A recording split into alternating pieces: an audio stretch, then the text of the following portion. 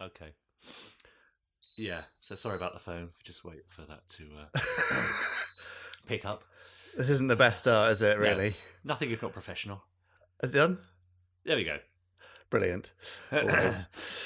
I've also made a slight boo-boo because I've uploaded the prequel episode as Series 1, Episode 1. Right. Which means on iTunes numbering automatically, this episode becomes Episode 2. So I'm going to have to deal with that somehow. Yeah, okay. Why don't we call it Pod 2? Oh, because the prequel's not really an episode, is it? It kind of is. I think you've got to bite the bullet and say, well, it is. I think it is. If iTunes are calling it Episode 1, okay, fine. We've got to call it Episode 1, right? So partly because of my own error, the prequel's now Episode 1. So this technically is Episode 2. Yeah, we've got a head start. We've got a head start. Yeah. Okay, fine. Which is your error again. Thank you very much. Yeah. Shall we record Episode 2 then? Pod 2. Let's go for Episode 2. Pod 2. Here we go.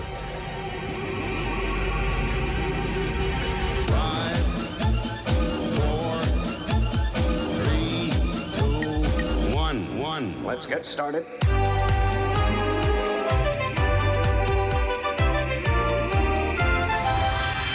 Let's go.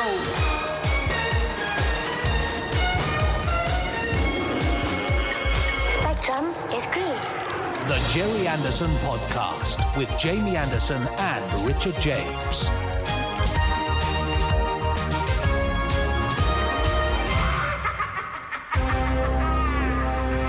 Right, well, here we are again. Who would have thought it possible? Well, we did promise that in the prequel episode that there would be more episodes, so hopefully people were expecting it. Well, let's hope so. Yeah, but welcome and thank you for coming back. Yes, maybe that's a good start, isn't it? Maybe just thanks for coming for the first time to listen to some nonsense from a pair of twits, as I described. Yes, imagine that. Imagine if someone had just stumbled across us right now. What must they be thinking? Well, we should introduce ourselves so that they can think, at least they know who we are. Who are you? Well, yes. Well, I'm Richard James. I'm an actor, friend of Jamie Anderson. I worked for his dad many moons ago on a TV show called Space Precinct. More recently, Jeremy Vile in the Terrorhawks audio adventures. Yes, absolutely. And also on another secret project too. Well, which we can't mention, of course. Not yet, no. And I'm Jamie Anderson, younger son of Gerry Anderson, creator of lots of amazing shows. Yeah. Like, should we name a few? Go for it. Fireball XL5. Yeah. Thunderbirds, Stingray, Captain Scarlet, UFO, Space 1999. I mean, it's all good there. Choice. Lavender Castle. Oh, Lavender Castle. That's a curveball there. Never usually gets a look in, does it? No, it doesn't. Space Precinct, New Captain Scarlet. I mean, so what are we talking in terms of years? What's the stretch between the first to the last of Gerry's productions? It depends what you count as a Gerry Anderson production, but as producer on a full series, first being Twizzle in 1957. Last being New Captain Scarlet in 2005. Amazing. That's a pretty good stretch, isn't it? It's a good 5 decades, isn't it, really? Yeah, very impressive. It's extraordinary. And hundreds of episodes and all that sort of stuff. Yeah. So, Richard, it's very important that people listening to this subscribe, obviously, because it is. When we have new episodes out, then they'll get notified immediately. And also, it makes us feel like we actually got people listening to us and we're not just talking at each other and into the ether. Yeah, that's right. And once you've listened, if you've enjoyed it, then please rate and review, because that really helps us get out there and get found by more Gerry Anderson fans. If you didn't enjoy it, we're terribly sorry, just but we keep won't quiet. force you. Yeah, but don't say anything to anyone. Thank you. And I thought, because this is our first one, so we don't have lots of emails into the podcast address, which by the way is podcast@gerryanderson.co.uk, where we'd love to hear from you. Yep. I thought we should talk about the first time we saw a Gerry Anderson show. Right. Just to be awkward. Yes. And put you on the spot, Richard. Right. No, that's a great idea. Absolutely. Is that okay with you? Yeah, but I mean that's difficult for you, isn't it? Because you grew up with the stuff, didn't you? Yeah, well, I know, but and actually, it's so early and so sort of mixed for me. I can't quite remember. But while I try to remember, I think you should tell us yours. Well, my first one was Space 1999. In fact, that was the first time I really became aware of Gerry's work. So I didn't really grow up watching the puppet series, the Thunderbirds and the Captain Scarlets. But I really only became aware of his work through Space 1999. And I remember distinctly watching the very first episode, Breakaway. So when was that, Jamie? What year? 70... 75. 75, so I was 6. Great. And I remember it so clearly. That's right. I do. I remember Martin Landau. He was my type of, when you kind of fixate on a leading man. He was very, very dashing, very good looking in his spacesuit, and he was just the all-action hero, really. And I remember the effects, and I remember the shape-shifting aliens, and I remember the Eagle transporters, of course. Had my own toy Eagle transporter, which my sister was sick on in a bucket on the way to Wales on holiday. That's my favourite Gerry Anderson memory of yours, I think. You see how things stay with you. But yes, for me, Breakaway, Space 1999, 1975. And you, Jamie? Space 1999, 1975. Yes, great little funny tongue twister there. Yeah.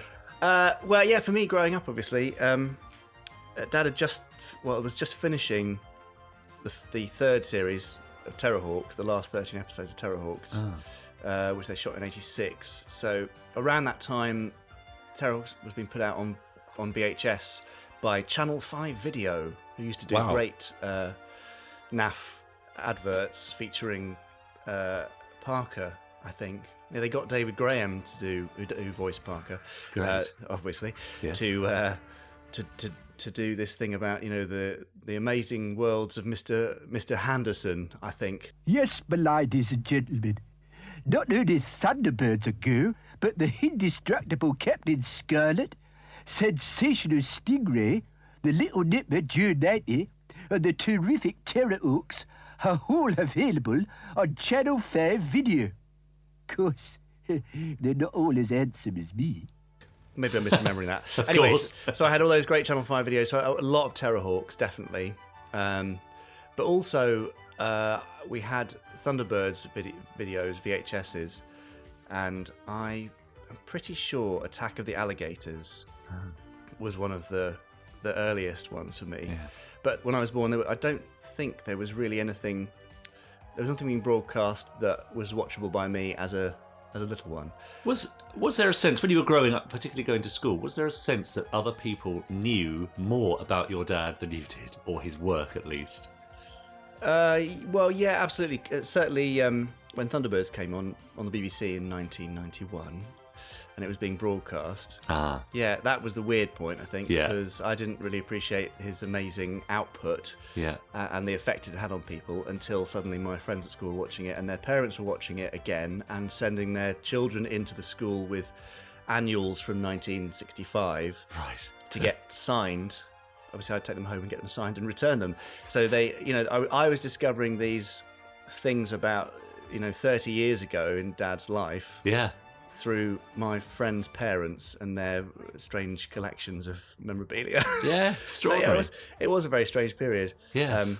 But also quite exciting to learn that, I kind of, by that point, knew that he worked in TV, but I didn't realise that he had that kind of famous aura. Yeah, and that his name was above the title on a lot of programmes. Yeah, no, well, you don't know what that means when you're a kid. You don't appreciate the complexity and the enormity of a television production when you're a child. Just watch it. Yeah, that's right. Accept it for what it is. Yeah, so amazing. But yeah, Terrorhawks and Thunderbirds with a smattering of Scarlet and stuff. I didn't see the live action shows until much later. Yes. And of course, Space Precinct, you were there during some of the shooting, I remember. I was, yes. Yes. I remember bumping into you in the corridors at Pinewood. 9 or 10 years old. Yeah, and that was an amazing experience. And that's where we met. And Indeed. And that's where here you we thought, are now. well, that's where you thought, I'm going to ignore this oik for the next how Until long. it becomes useful to my plan. And here I am. Yeah. Anyway, I say we've got quite a long history together, Richard, in a way, haven't we? I had a full head of hair when we first met, and you had eyes on the side of your head when we first met. Yeah, indeed. That won't mean anything to anybody who hasn't watched Space Precinct. Well, they should watch it. Find it and watch it now, then it will make sense. Yes, Richard was Officer Oren. Look out for Officer Oren. Yes, of course. Anyway, yeah, that's mine. Yeah. What's next? Well, we'd love to know, people listening to this podcast out there in podcast land, what were your first experiences of Gerry shows? Do you remember the very first episode of a Gerry Anderson production that you ever saw? We'd love to hear about it, so send your thoughts in an email to podcast@gerryanderson.co.uk. And I'd also like to add something to that, because you mentioned, Jamie, that a lot of people were inspired by your dad's work over the years, and I'd like to know, how has Gerry's work inspired you at home? Did he inspire you to choose your career? I know there are a lot of scientists and engineers who went into their chosen career because of an inspiration from one of Gerry's shows. Or does he just inspire you to make your own fan videos or cosplay, or to make your own little vehicles, models, replicas and so on? As I know there's a lot of creative people out there who do a lot of good work inspired by Gerry's production. So drop us a line, podcast@gerryanderson.co.uk. Tell us the first time you ever saw a Gerry Anderson production. What was it and when? And secondly, how has Gerry's work inspired you? That would be interesting to know, wouldn't it? They would be fascinating. And beyond that, basically any question or thought or idea or bizarre dreams you may have been having that are Gerry Anderson related. You might regret saying that. Keep them clean, obviously. We basically, we'd love to hear from you, any contributions you have, any questions, and we will do our best to answer them. Although we can't promise we'll be able to do so with any level of professionalism or authority. But we will try. Yeah. Now, we've got a couple of questions we're going to answer coming up in our sort of listener emails section. Mm-hmm. But first of all, should we have some Gerry Anderson news? Is there Gerry Anderson news? There's always Gerry Anderson news, true. And here it is. It's true.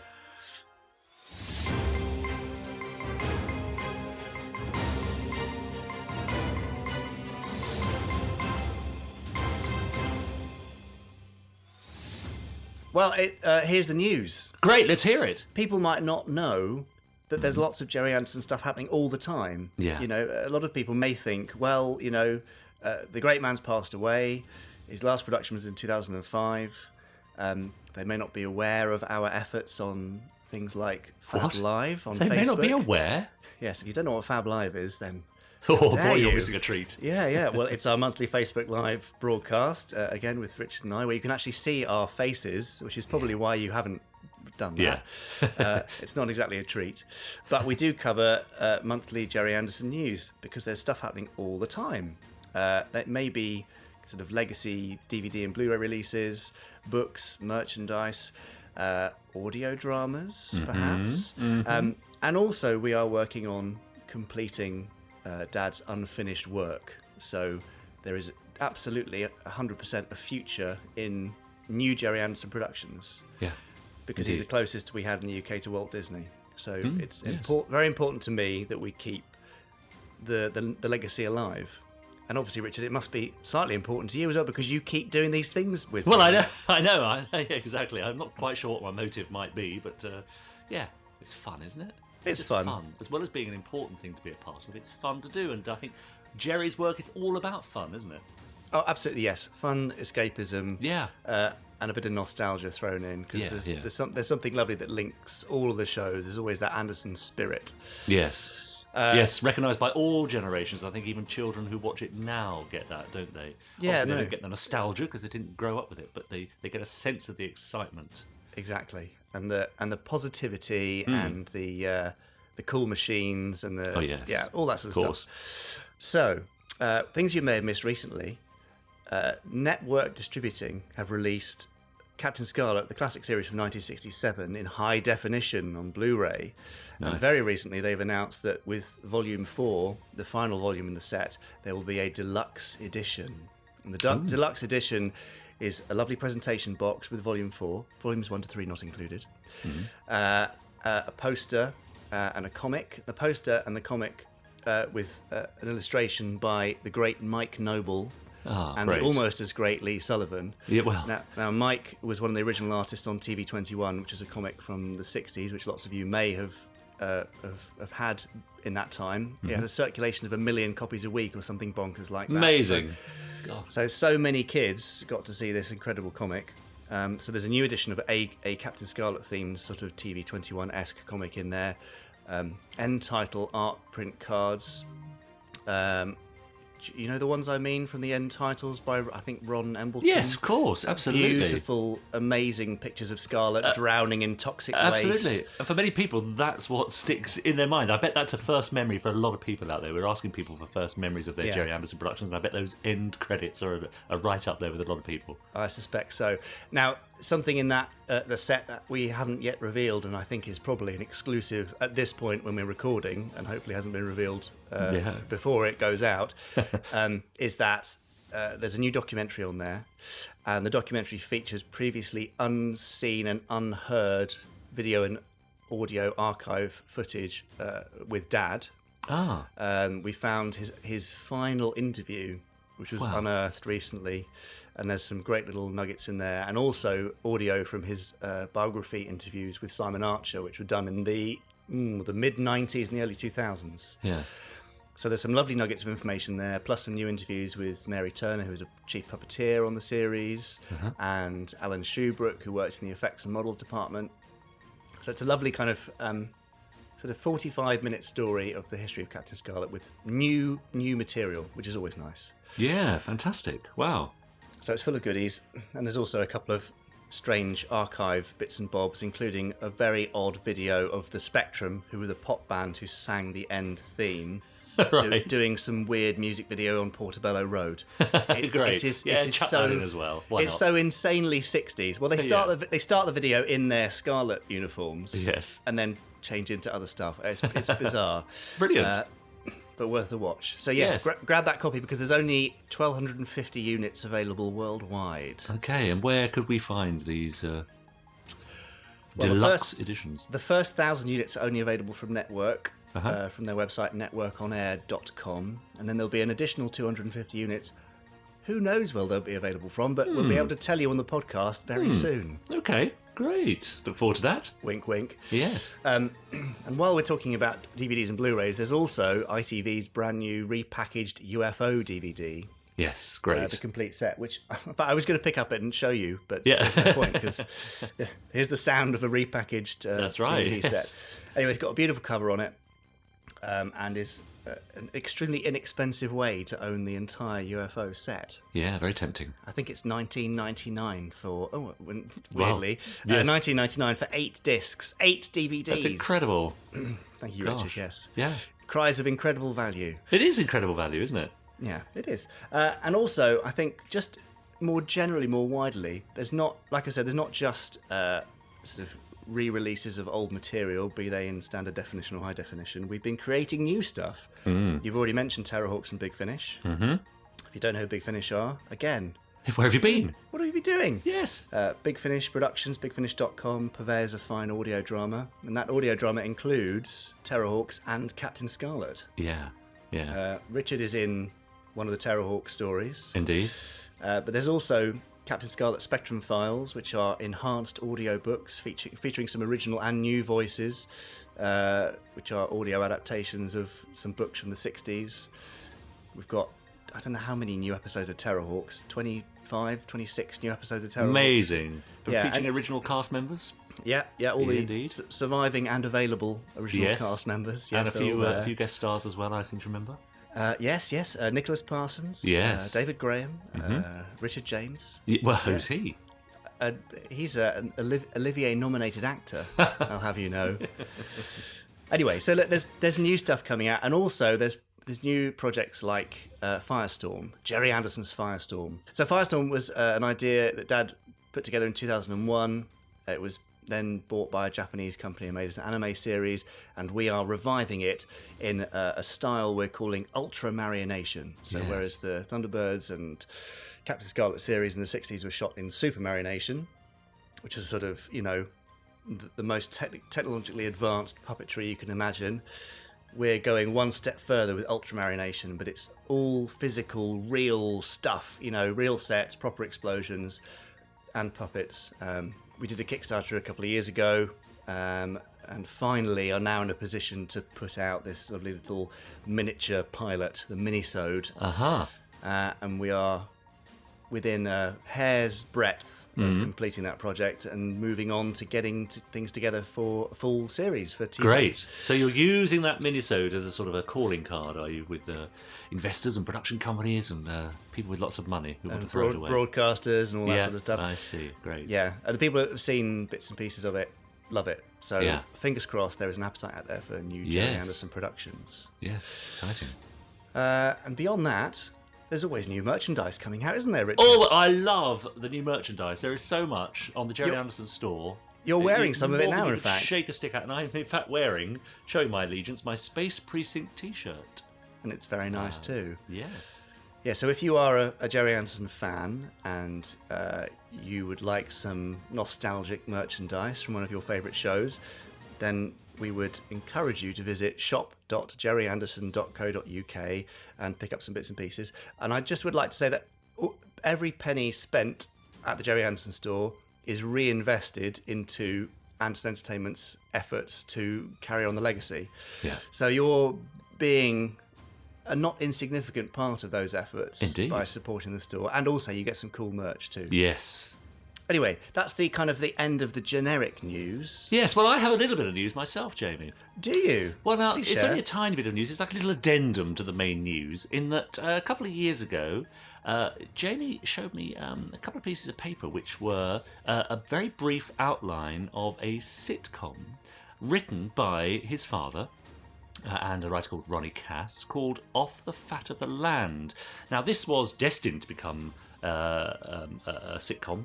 Never made it off the ground, unfortunately, but these little brief details and a short outline were discovered after Gerry died. And Jamie passed it on to me and said, well, I don't know, do you want to do anything with this? So I wrote a play about it.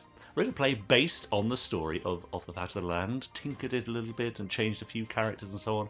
And it's now a play for the stage, and it's been picked up for production by the Blackham Country Players, I think they are, in East Sussex in November.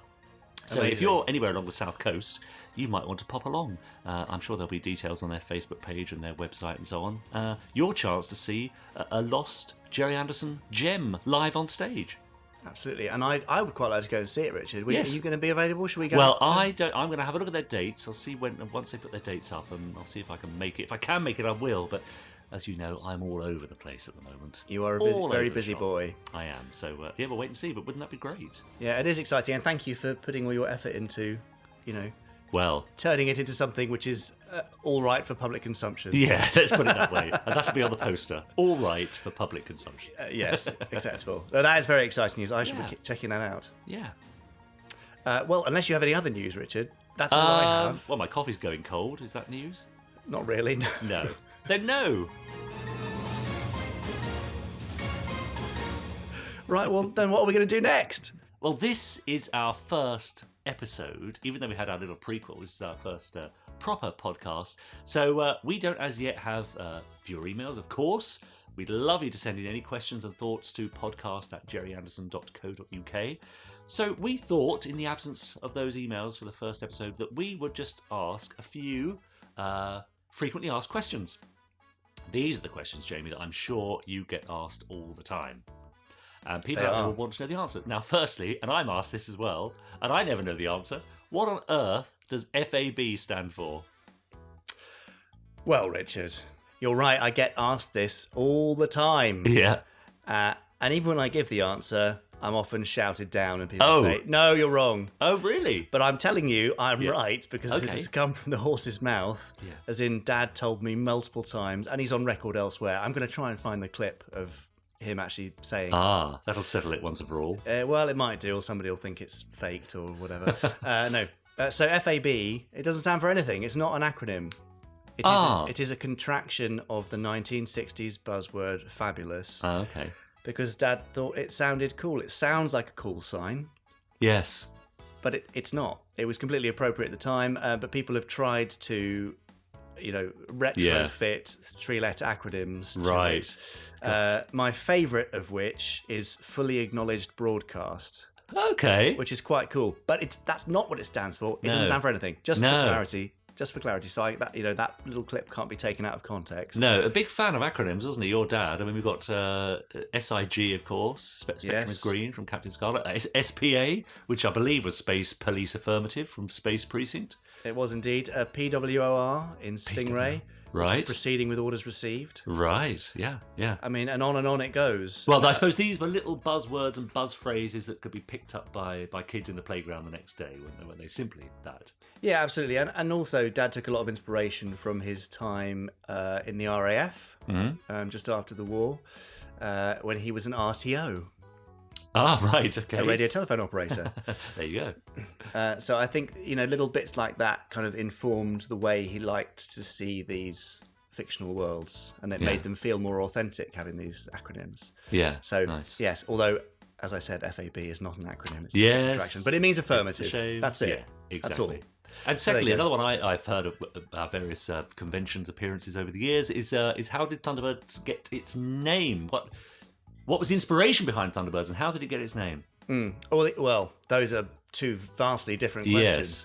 Yes. The inspiration came from a German mining disaster in 1962, where a mine wall collapsed, filled with water, and men were trapped at the end of one of the offshoot tunnels, and they had to get equipment in. A borehole was dug directly down, vertically down, to reach the men at the end of this tunnel, and then they were brought up one by one in capsules. So Dad thought, wouldn't it be amazing if there was an international rescue team who would have all this equipment on standby, ready to fly anywhere in the world to rescue anybody in any situation. Yeah, so that's a great inspiration. He found a lot of inspiration in current affairs, news. Yes, real life events. Yeah, events like that. The name actually is quite interesting. So Dad misremembered for a long time the origin of the name. So he had an older brother who was in the RAF called Lionel, which is incidentally my middle name. And Lionel trained out in Arizona to be a pilot because that's where it was safe for new RAF recruits to train at that point. And Dad remembered that Lionel trained at Thunderbird Field, and that's the name that stuck in his mind. And so when they wanted to come up with a name for this fleet of vehicles in a series which I think was going to be called International Rescue, he went for Thunderbirds. Right. Now, that's how he reported it for many, many years. After Dad died, I discovered a set of diaries that his mother had written, so my grandmother, and she had transcribed letters that Lionel had written from his training base in Arizona. So I started reading through these, and it turned out that Lionel trained at Falcon Field, not Thunderbird Field. Okay. So I kept reading until I found the first mention of Thunderbirds. Now, Thunderbirds, it's nothing to do with the field where he trained. I think it's more exciting than that. Yeah. So Lionel was writing home to say, great news, they're going to be shooting a film at Falcon Field, Right. and I'm going to be an extra in it. So Dad was receiving these letters from his hero brother about the glamour of filmmaking. And that film was called The Thunderbirds. I see. It was an American propaganda movie, and it's still available on DVD now, and it's amazing. Wow. I haven't been able to spot Lionel there, but Lionel was killed in combat in 1942, and so everything to do with Lionel, Dad was always a bit kind of reluctant to re-examine because it was such a painful loss for him. So he never took the time to read through those diaries and sort of fully remember where the Thunderbirds' origin came from. Yeah.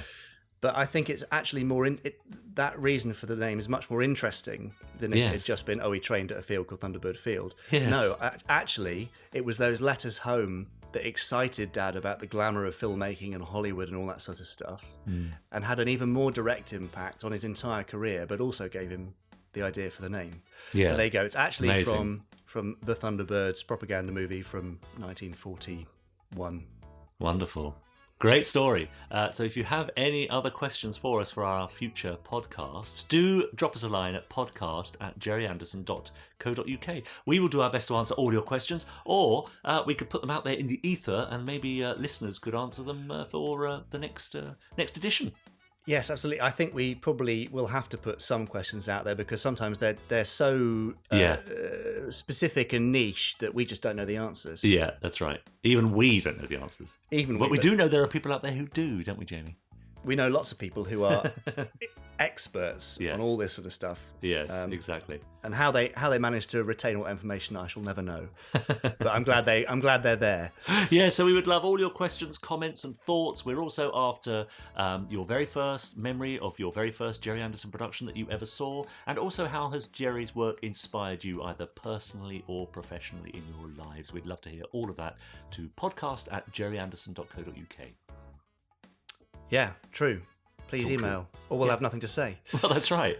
Never stopped us before, mind you. But yeah. No, you're absolutely right. Now, after we do our little listener email section, my plan is each week that we have some interesting interview content, Richard. But that's the plan, is it? That is the plan, yes. It'd be great to have something interesting, wouldn't it? Well, yeah, I mean, we haven't done very well so far, so let's hope we can up the game a little bit. Yeah. Now, traditionally, lots of interviews are done with the actors who played voices and on-screen roles in Anderson productions or work behind the scenes. Mm-hmm. And I think it's really important that we do speak to those people, and we will be. But I also think it's important that, in fact, like you've been asking, we find people who were inspired by Gerry Anderson productions, worked on connected projects, or are just in the wider world, perhaps working in entertainment, perhaps not, who have a fondness for Gerry Anderson shows. So we won't just be talking to, the Shane Rimmers, David Grahams, and Alan Shubrooks of this world. As fascinating as they are. And we will speak to them. Yeah. And we will get them on the podcast in due course. But we're also going to speak to other people. Now, I shall name a few who are lined up. Right, that'd be great. If you'd like to hear. Let's hear. So we have Lee Sullivan, of course. comic artist. Now, Lee has co-hosted Fab Live with us before. Yes. And just the once, mind. Just the once. We never invited him back. But he was quite good value, wasn't he? He was quite he was fun. great, yes. Lee has a long history of not just Anderson comic work, but also Doctor Who and other kind of massive sci-fi cult franchises. But Lee is also great friends with the lovely Mike Noble, who we mentioned earlier on, and has some insights into his work. And is also just a good, fun chap, isn't he? Yes, indeed. So there's somebody who's in a sort of connected working world for Gerry Anderson. We have the lovely Sophia Myles lined up. Wow. Now, Sophia played Lady Penelope in the much maligned 2004 Thunderbirds movie. Yes, but loved by many too, Jamie. Loved by many. I mean, I have to be honest, I was not a fan of it. Yeah. Dad certainly wasn't. Yeah. But I think it's really important that we kind of expand our horizons a little bit. Indeed. And Sophia was an excellent Lady Penelope in that film. Yes, Possibly yes. her and Ron Cook as Parker being the only positive things for me about it. But I have a very lovely chat with Sophia, very candid. She's very honest about, what happened in that film, why she thinks it went wrong. Okay, great. And beyond that, fans in the wider world, we've got John Culshaw and Chris Packham, and Sophie Aldred, as of Ace in Doctor Who fame. Yes, lovely. Who are all fans and have lots of thoughts and opinions they'd like to share about Gerry Anderson-ness in general. And, great. So I think that's going to be quite fun. Yeah, that's lovely. Now, the big question is, who do we go with first? Right. I see your problem. Well, I mean, you've teased Sophia Myles quite heavily, haven't you? I think we might need to hear that one. Should we go straight in with Sophia? Let's go for it. Okay, so our first interview is with Sophia Myles, who played Lady Penelope in the 2004 Thunderbirds film, but you'll also know her from Transformers and as the girl in the fireplace in Doctor Who alongside David Tennant. And she has lots to say about not only the Thunderbirds film, but the wider effect of Gerry Anderson shows. And also we touched on all sorts of other things. Now, I will say that, as with many of these interviews, this was recorded out and about in a sort of a social situation, so be prepared for some background noise, and in this case some grinding of pepper and some clashing of cutlery, but I think that's part of the nature of these, that we want them to be kind of informal and candid. So here we go, it's Sophia Myles. So I think it's really important that I can describe the fact that you've got... I've ordered eggs Benedict. Yeah, and a side of avocado, smashed up butter, and an extra hollandaise on the side. A massive kind of gravy dish portion of egg. How do you stay so minuscule and slim when you're eating these giant portions? I don't do this all the time. This is special. So I do. I love food, but obviously working in the film industry, you can't get too porky if you want to play kind of glamorous, Lady Penelope type roles. But in order to kind of, I do try to eat quite well, and quite clean, I guess is the kind of Californian word. It's very LA of you. Yeah. I'm not vegan though, thank God. They're all doing that now over there. But every once in a while, I have a proper full-on fat feast. I'll have to remember to bleep that out. Oh, can you not swear? Well, we try to put out a clean podcast so that the kiddies can listen to it. Oh, okay. So every now and again I'll do an alternative kids version. Every now and again I love to have a real slap-up meal. I think I just prefer to beep it out, to be honest. Yeah. It does look very nice. Do you know what? I had eggs Royale, actually, this Now, morning. Royale is the one with the Smoked salmon. Oh, you had that earlier? Yeah, Oh, nice. for breakfast. So great minds. Yep. But I didn't have a side of avocado and An extra. Mondays, so Yeah. enjoy it. I will. So we have to do a thing where you say who you are. Because Oh. I will have done a lovely introduction, I'm sure. Okay. But I just need you to say I am, and Okay. you'll know me for. I'm Sophia Myles, and you will know me for playing Lady Penelope in the live-action movie that came out, the Thunderbirds movie that came out in 2004. So it's lovely to be here today. Thanks for inviting me. It's a great pleasure. I'll let you get started with your breakfast. Okay. And obviously I can, edit out any long portions of chewing Yeah. sounds. Well, since you went straight in with Lady Penelope.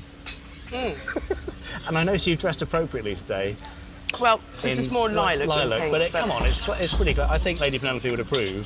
Yeah, she would. Do you know what though? It's so funny because when we made the movie, I was just completely drenched in every shade of pink. Yeah. And for about, I would say at least a good 5 or 10 years, I was allergic to pink. I never wore it. Really? And recently now I'm wearing it again because it actually does, I think it suits my skin tone quite well. So, yeah. It is a lovely colour. Thank you. And very appropriate. So that when a lot of the fans hear 2004 Thunderbirds live action movie, they recoil. But they also, I'm sure, say that the one saving grace were the performances of myself and Ron Cook, who played Parker. You beat me to it. In fact, who was I chatting to earlier? In fact, Nick Briggs, who rang me earlier on. Yeah. I'm sure it was him. No, in fact, no. It was Lee Sullivan, who's a brilliant comic artist. Oh yeah. And does a lot of Doctor Who and Thunderbirds, and is a Hugh Anderson fan. He said to me, "Send my love and regards and best wishes because she was the only good thing about that film." And that's I think, really kind. well, it's a view that is shared by a lot of Anderson fans. Did you watch it? Yes. Yeah. Did you watch it when it came out, or did you wait? I didn't go to the cinema to watch it, so there was a lot of stuff that went on with Dad around that project. Yeah. Which you may or may not know Well, about. all I heard was that he didn't watch it, and I believe he was very unhappy that it was being made in the first place. And I think the problem that we all encountered was that we made this film for children. And in actual fact, if you ask anyone that was between the ages of, actually I met somebody the other day that was 3 years old and had it on a loop track and loved it. But if you ask any child between the ages of, I would say 3 and 13, maybe 14, who hadn't had the original as part of their lives, or it wasn't imprinted in their consciousness the way that it is for men in their now 30s, I guess, onwards. The children that saw it absolutely loved it and had it on repeat. But I do understand, having seen the original and being a fan of the original, I can completely understand where the diehards were coming from. Because I would say, and I'm not blowing smoke up my own bottom, but apart from, I think, the portrayal that Ron Cook, who played Parker, and myself gave, I don't feel that the rest of the cast kind of really resonated or brought something to the table that had at least an essence of the original. And I tried, to actually, I went back and watched a lot of the originals, and I thought, right, well, how can I honour that, but equally at the same time make it current and make it accessible in this day and age for the younger generation? Because I thought I didn't want to do an impersonation of what Sylvia had done. But I wanted at least to kind of give a flavour. And I think if I'd done the full-on kind of 1960, that very, very clipped kind of accent, I don't think it would have been quite so accessible for kids. No, I agree. But I know, so your dad didn't watch it. But Sylvia did. I know she's not your mum, Yeah. and everyone gets that wrong all the time. But I believe she watched it. She was a consultant on it. Was she? Yeah. She was brought in, which I think was another great source of anguish for Dad, that he wasn't involved at all, and she was brought in. Oh right. Well, she turned up at the premiere, and I remember having a photograph taken with her, and I was really nervous about meeting her, but she kind of, was kind and kind of said, well done, you kind of carried the baton with style. But I think the other thing that a lot of people don't know is that the dialogue between myself and Parker was written by Richard Curtis, because originally it was by the same guy. I can't remember his name. Oh well, doesn't matter. But it just wasn't. It wasn't on point, and it wasn't. It was supposed to be funny, and it just wasn't. So they brought Richard in to write all of our stuff. So that really helped kind of lift everything. Yeah, I think you can tell that it all comes from a much more British place. Yeah, and that dry sense of humour. And, which comes naturally from having two Brits playing it, and then I guess another Brit writing it. Yeah. I can pause it for a bit if you want to get some. No, it's fine. Some food You just down. ask me something when I get a mouthful of egg. I should pause Sophia enjoy her breakfast a bit. So what did you think? Well, I've already asked you that. Yeah, it's difficult for me because there was so much negativity around it for poor Dad, because he knew it was happening. Yeah. The first thing that he saw of it was when he was in a meeting, and the newly designed Thunderbird 4 was being the model, the giant model was being pushed past his window, which I think he found quite distressing. And then he was kept very much at arm's length through the whole thing, until the end point where there were concerns over the PR aspects and all that sort of stuff. The rating? What's the R aspect? PR. Oh, the PR. Yeah. The marketing. Did they want him to be involved? They then, at the very end, which is the worst point really to approach him, said, "Here is a large check. Really? Yes, we'd love you to promote it and be an ambassador for it." And he amazingly tore up the check and said, "No, thank you very much." Yeah. I respect him for that. Actually. Yeah. No, it was a real. It's a kind of really seedy way to do it, though, trying to throw money. Yeah. I mean, I don't know how or if he would have ever been involved with that production, because it was another production company doing it, and he only would have ever been involved in a kind of consulting role. But it might have brought more to it. I don't know. But it's interesting that that the most successful aspects of it really are from those who are British and got the British sensibility. So you, Ron, and Richard Curtis. And even the design of the new craft, which were, I think Dom Lavery, who ended up working with Dad later on, who's a British concept designer. Those kind of elements were rooted in the same history of the original show. I was sad that Rolls-Royce didn't agree to make the car, because it seemed a bit weird having it as a Ford. Yeah. It's kind of not the same calibre, really. Right. But I don't know if they approached them or not, Rolls-Royce. Yeah, I don't know what the story was there either, but Americanisation certainly of the whole thing is part of the issue. But you're right, though. I know a lot of people who are in their late 20s and early 30s now who got into it because of that film. So it's definitely not. It's definitely not. Like I said, all I met bad. a girl that was 3 when she watched it, which is awfully young. I don't think my 3-year-old's quite ready for it yet, but I'll certainly show him. But she said when she met me, she kind of was so nervous. It was really sweet, and she said, "I know every single line in the movie." That's amazing. The Busted song was quite cool as well. I'll tell you a really funny story about that. It's appropriate that we're actually having lunch or brunch in Soho. Let me just finish this mouthful. Oh yeah, no, chew and swallow. I can always edit out the chews and swallows, or leave them in, so that it's authentic. So, one night, this is prior to the release of prior to the release of the movie. But I had heard they'd showed us the Busted song, and they showed us the video, and I actually thought it was a really catchy tune. And I'm not a musician, but I do have a very good ear for like hit music. I always know when I hear a song if it's going to be a hit. Anyway, so I was out with a couple of friends, and we went to GAY, which I'm sure your viewers. Well, do you want to explain it to them, or should I? It's a very prolific gay nightclub in Soho. So we're in there, and there's a DJ and they're playing various things. And I think I'd had a few too many that night, but I happened to have the CD of the song, which hadn't been released yet. And like I said, I'd had a few drinks, so I, boldly knocked on the glass window of the DJ's, area. And he kind of shot a look and looked quite irritated. And anyway, finally opened the door, and I said, you've got to play this. This is absolutely brilliant. And he said to me, and I'll never forget it, because we only play hits. And I said, yeah, but this is blah, blah, blah. And he was like, no, go away. Anyway, lo and behold, the song went to number 1 and was in the charts for goodness knows how many weeks. And probably out of all of the, all of the things within the movie, like that was the most successful thing. So how did you get the role? I was, my agent at the time sent me the script, and I used to be very unprofessional back in my younger days, and I never really used to read whole scripts. I used to just flick through until my character appeared. Yeah. I was, I loved Thunderbirds, and I thought it was a great idea to make a film.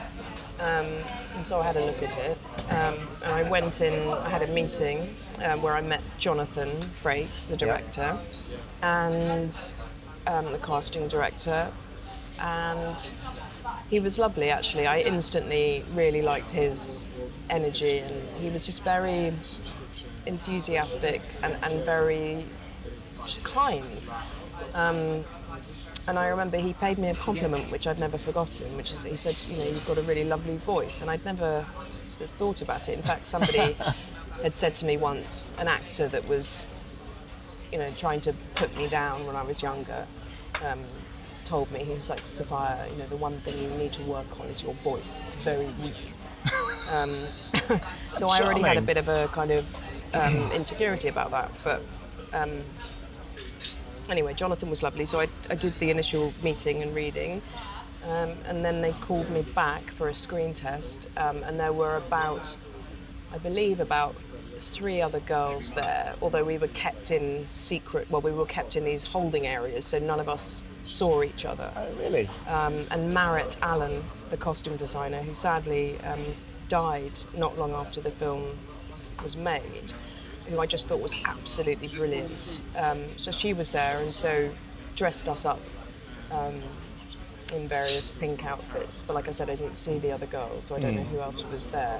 Oh, you never found out afterwards? Well, actually, that's not true. I did see Sienna Miller kind of creeping out of one room. Okay, so potential Lady P there, but obviously beaten to it. Yeah, and I think, I heard, but only from what I read, that I think the other people that got close were Rosamund Pike and Anna Friel, I think.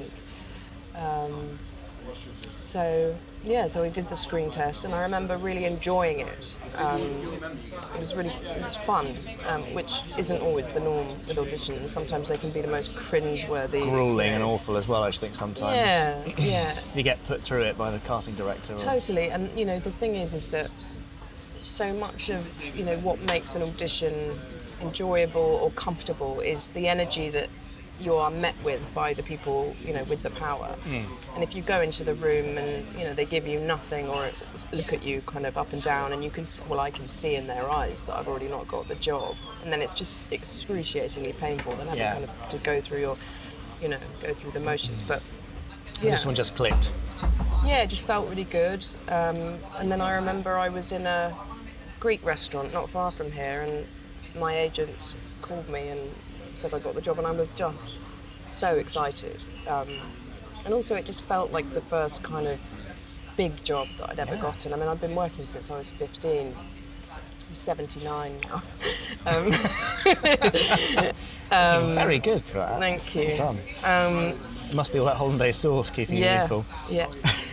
I was just so excited, and just the scale of it, it was going to Pinewood and seeing the sets, the Tracy Island set that had the swimming pool in it, and it was just, it was so much fun.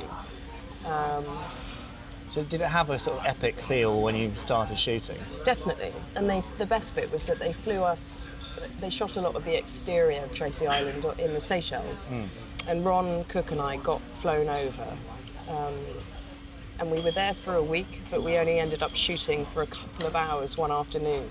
So the two of us basically had this sort of all expenses paid, 5-star, luxury holiday in the Actor's most beautiful life. place on earth. Yeah. It's tough, isn't it? Yeah. So it was amazing. I only have the fondest of memories making that film, and quite frankly, I don't really care what anyone else thought. To me, it was like one of the best times of my life. So. Well, that's great. And speaking of Ron, did you kind of form a natural chemistry with him? Loved him. And in fact, I have a flat in London. I live in Kent now, but I still have my flat, and he lived just down the road from me in real life. So I've stayed in touch with him ever since. I have a lovely image of him driving you around now in a. Well, yeah, but Ron's real life car is it's nothing compared to Fab One. Oh, that's a shame. Apparently, he told me that he was in Sainsbury's with his wife Hilary shortly after the movie came out, and there was about a 6 or 7 year old child that saw him and got completely starstruck. Walked up to him and took one look at his wife Hilary, and then said to Ron in a very serious voice, "Where's Lady Penelope?" So sweet, thinking that Ron was being unfaithful to me. Oh, that is sweet. I know. Bless him. When it came out, was the kind of reaction and the feedback what you guys were expecting? Was it a bit of a shock? It was just sad, really, because like I said, we'd all had such fun. And I think, working title, the production company were really kind of had all of their money and hopes invested in it. Yeah. And if it had gone right, it would have been massive for all of us. Franchise, multiple films, probably. Yeah, and I think we'd have all, it would have helped take all of us to the, up a couple of rungs on the career ladder and opened up more opportunities. But it didn't. So that aspect of it was sad. But like I said, equally, every kid I met for the next couple of years, and even now, loved it. So yeah, no, it definitely struck a chord with the kids of that era, and it definitely introduced them to the worlds of Gerry Anderson more widely. So, and what was good, what did come out of it, excuse me, I've got another mouthful for you. Oh, enjoy it. Was that Stephen Moffat, who I'm sure everyone listening to this podcast will know who that is. We should say ex-showrunner of Doctor Who. Yep. His son, who was about 7 at the time, absolutely loved the movie, and so Stephen had watched it a gazillion times, and it was because of him seeing me in that he then offered me outright, without having to audition, the role of the girl in the fireplace in Doctor Who. I didn't know that was a direct link. Yeah, and I think his son came to the set on the day that David Tennant, who was playing the Doctor at the time, him and I had to kiss, which apparently, I don't know, because I was, I'd seen Doctor Who when I was little, but I didn't know how much of a big deal it was that the Doctor had kind of snogged anyone. And Stephen Moffat's son was there on the day and kind of couldn't get his head around the fact that the Doctor was snogging Lady Penelope. It was just all too much for him. But I kind of loved that sci-fi crossover like that. It was cool. That is. Yeah. I had no idea that was a direct connection, but I love the fact that it is. Yeah. Right, we're stopping it there. Stopping it there because Sophia and I chatted for so long. We're going to make this a two-parter. And she was amazingly open about the whole process and gave us some lovely little tidbits there, didn't she? You see, it's interesting, isn't it? The further away you get from a project, the more open you're able to be. Lovely little story there about Richard Curtis. I had no idea that he'd written those little bits of dialogue for Penelope and Parker.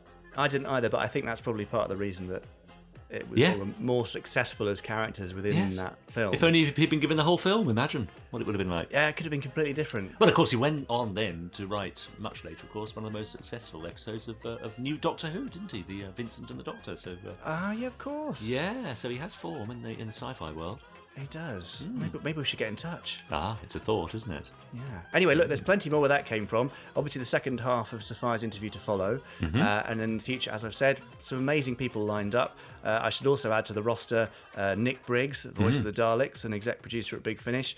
Robbie Stevens, formerly known as Ben Stevens, and we'll find out why, formerly known as. And also, hopefully, later this year, the lovely Sanjeev Bhaskar.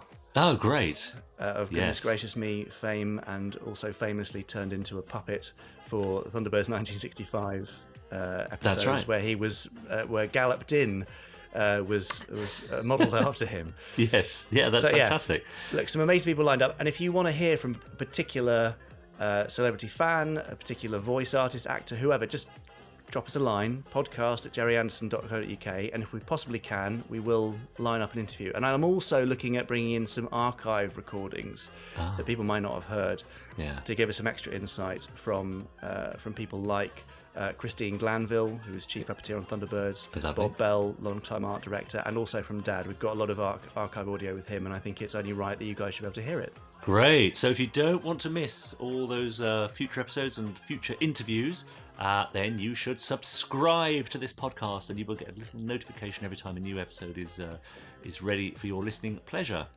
And also, if you've enjoyed this, please rate and review us. It really, really helps. Yes. We're not just saying it for the sake of it. It makes a huge difference, because then people can find us more easily on iTunes or Stitcher or Spotify, or wherever you are listening to this. Great. It really, really massively helps. But hang on, don't go. What? We're not done yet. What? Really? There's more? I know there's more. Can you believe it? Only a little bit more. Oh, right. Chris Dale is a name that many of you will be familiar with, but many may not know him. Chris is a voice artist and a writer and general creator of hilarious videos on YouTube. Yes. Particularly with a Captain Scarlet bent to them. Chris is going to add some of his unique flavour of content to this podcast with a new segment called the Randomiser. The Randomiser is a machine which Chris has constructed from parts of Gerry Anderson computers from the past. And slow-mo. Yes, including slow-mo from Space Precinct. And each week, Chris is going to give us a short review of a randomly chosen Gerry Anderson episode. Anyway, Chris is going to explain more, and I think he's going to do it with the help of some people from Shadow Headquarters. They'll know what to do with that sort of machine. So that's it for this episode, whichever one it was. Episode 2, Pod 2. I think so. I think that's what we're calling it. That's it for Pod 2. Thank you for listening. When are we going to be back, Richard? Well, I think the hope is to have one of these out every week, isn't it? So all those people out there in podcast land, we'll see you next week. In the meantime, don't forget to rate, review, subscribe, and please get in touch on podcast@gerryanderson.co.uk. Lovely. So good luck, Chris. Here's the Randomiser, and I really hope it gives him something fun to watch from the Gerry Anderson canon and not one of those weird old shows. Let's see. Ta-ra! Bye-bye! Hello, and welcome to the very first edition of the Randomiser. This is Chris Dale speaking to you live from the control room at Shadow Headquarters. Can't tell you where exactly that is, but if you're familiar with a certain long-running BBC hospital drama, I'm sure you can figure it out. And I am lucky enough to be joined today by two of the most important officers in Shadow who have volunteered to help me with a very special project. Firstly, we have here Colonel Virginia Lake. How do you do? And secondly, we have Lieutenant Ford. I'm Keith. Yes. And I've brought with me today the Randomiser, a brand new state-of-the-art high-tech computer which these two fine folks are going to help me set up. And, of course, in a room like this, I realise it's a bit much to give you both yet another computer to worry about. Yeah, that's just what I needed. Yeah, exactly. But anyway, Lieutenant, perhaps you could explain a little about how exactly the Randomiser actually works. The primary circuits are a series of electro-scanners positioned in series. Yeah. The point is, we have fed into this machine the titles of every single Gerry Anderson television episode currently in existence. Everything from Twizzle through to New Captain Scarlet, including all of the available pilot films. And at the press of a button, the Randomiser will select, at random, an episode for me to watch and comment upon. Now, what do you think my chances are of getting an episode that I really don't want? I'll let you know. Well, in my opinion, it's 1,000,000 to 1 against. Excellent. Well, if one of you would like to press the button to set the Randomiser going for the very first time, we'll see what we can come up with. Perhaps if you'd like to do that, Colonel, the feminine touch and all that. Yes, sir, we'll do our best. Thank you. And here we go. The machine is calculating the results. Should have that any second.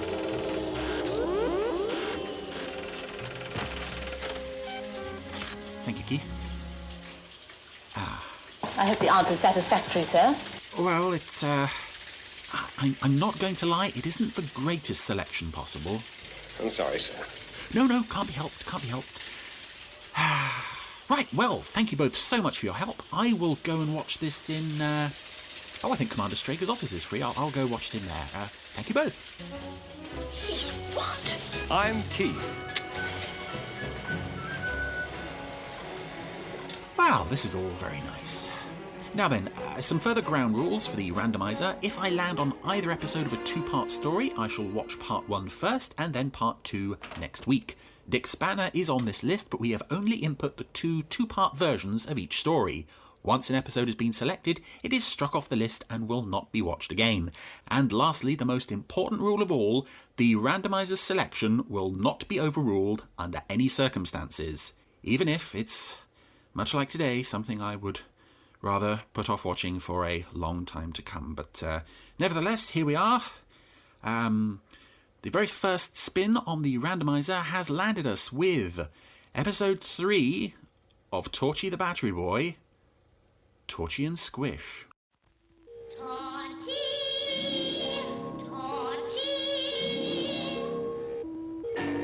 You know that feeling when you've made an enormous mistake? I'm questioning every decision I've made in my life right now.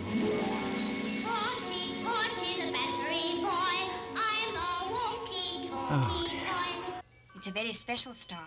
It's a Christmas ornament. All the lost toys. And a little dog called Pom-Pom the poodle. Pom-Pom. Oh yeah, we've landed in the middle of the Torchy the Battery story arc. I forgot about this. The early episodes are very heavily serialised, which is quite unusual. I think I saw them out of order first time around, which doesn't help. This star is called Topsy-Turvy Land. It's not a star, it's a planet. Whatever you want. But I want to stay with you. In that case, you'll have to come back with Torchy, this is a bad one. You don't want her around. I used to belong to a naughty Girls like this, oh, it never ends well. I mean, not that I know. I'm just... Look at her. Look at those cold, dead eyes, Torchy. Oh, you've got the same cold, dead eyes, so it doesn't matter. Let me have some. And there was one tree that had cream buns on it. They looked so delicious that Torchy decided to eat one. It was a decision he would regret for the rest of his days. Well, this story wastes no time establishing a plot. Who squirted water at me? Ooh, now, drama. Drama has arrived. That's me. There are some hideous puppets in this show, absolutely hideous, but Squish... Water squishes out. Oh, That's why my name God. is Squish. It actually makes me ill to look at him, and that's really saying something considering who he's talking to at this moment. I come from a country called America, and I'm a very new toy indeed. Give me back my hair! It isn't your Oh gosh, this is taking a turn. my stuffing. No, it isn't. It's my hair. Give me back my hair. Go away. Okay, so now we have a children's show where the main issue is a dog is threatening to rip the doll's insides out. Because the doll has used the dog's stuffing to stuff it itself to replace its own internal organs. There are faults on both sides, is what I'm saying here, but Torchy will sort it out. And if I leave him alone with my rocket, he might get up to some mischief. I don't want strangers getting up to mischief with my rocket. I do wish Torchy'd hurry up. He's been gone for ages. This is the best-looking rocket I've ever seen. It's the second rocket you've ever seen. What are you talking about? Have a look. It looks like it was built by an old man in his back garden, which is exactly what it is. Gee, how many knobs and levers there are. Oh no. I wonder Stop if saying I can knobs. fly this rocket. I'll push the knob that says start. I recognise that sound effect. That was a sound effect from Thunderbirds, Captain Scarlet era. That's probably the highlight of this thing. It's just a thought. Is Squish wearing an orange as a helmet? It looks like some kind of fruit he's wearing on his head. Although actually they are living in Fruit Town, aren't they? Where everything is built out of fruit. Oh no, the houses are built out of fruit, so he probably is wearing fruit as a helmet. I'll lever back and make it go more slowly. You'll notice I'm not gripped by the drama of this at all. I'm just watching the headgear. I'm going so fast that I feel most peculiar. Whatever can I do? Die. Why doesn't he ever close his mouth? That's chilling.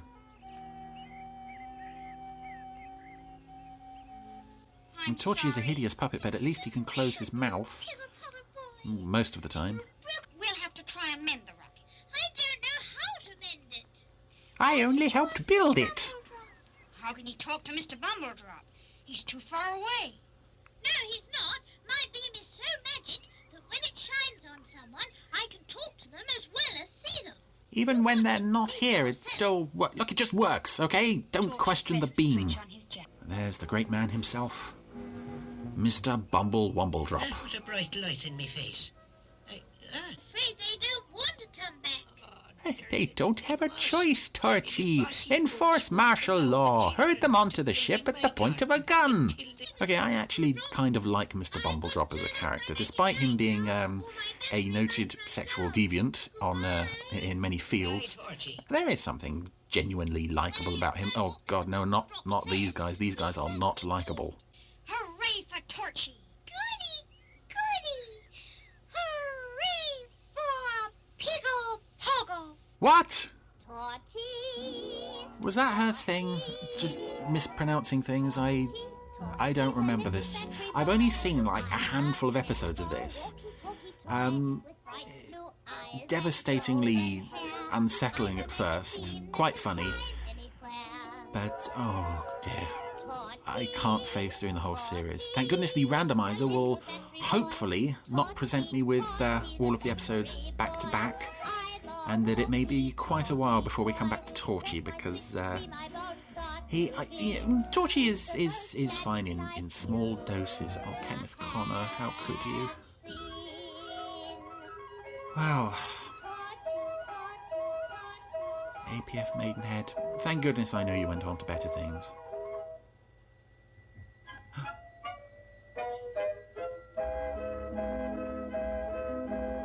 Pelham Films. Shame on you, Pelham Films, for producing such filth. Well, that was the very first episode of the Randomiser. That could have gone better. Thank God there's a drinks cabinet in here. I really need this. I'll see you next week, okay? Bye. Wow. Poor Chris. I know. Well, I think Torchy is pretty creepy, isn't he? they are some of the creepiest puppets ever created. Bit and weird. yeah. Oh, I mean, I think Chris once referred to them as 1950s nightmare fuel. So That's about it. I strongly suggest nobody watches those. No. Poor thing. Well, let's hope he has better luck next week. Fingers crossed. Right. Well, I can finish my coffee now. Yeah, I better go and do some work. Bye, Richard. Cheers. Stage 1 complete. Let's go.